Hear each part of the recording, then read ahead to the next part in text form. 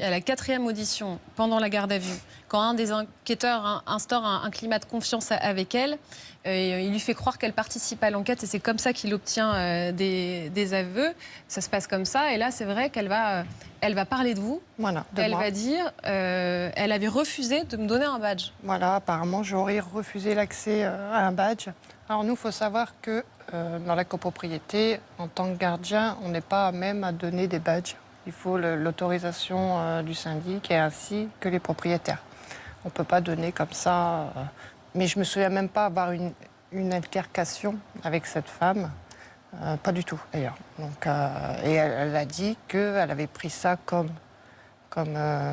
excuse, entre guillemets. Comme quoi, et du coup, elle se vengeait par rapport à moi, oui.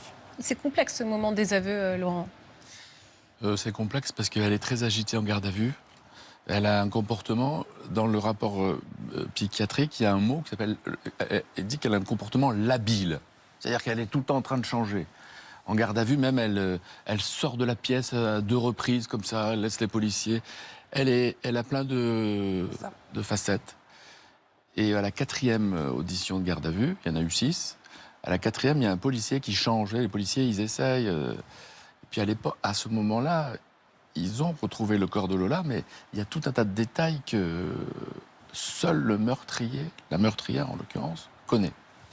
Il y a un policier qui la tutoie et qui a compris qu'il y avait un ressort sur lequel appuyer chez elle, c'est qu'elle voulait être policière ou travailler dans l'armée.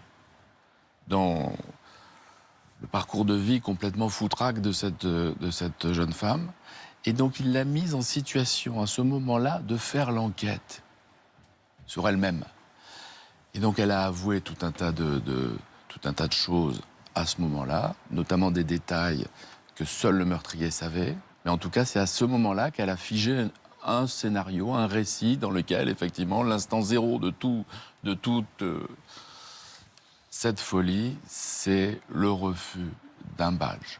Mais il y a autre chose de compliqué, en fait, c'est que justement, il y a eu plusieurs expertises psychiatriques qui ont donc dit qu'elle ne souffrait d'aucune pathologie psychiatrique et qu'il n'y avait pas d'altération du jugement au moment des faits. Tu veux rien rater?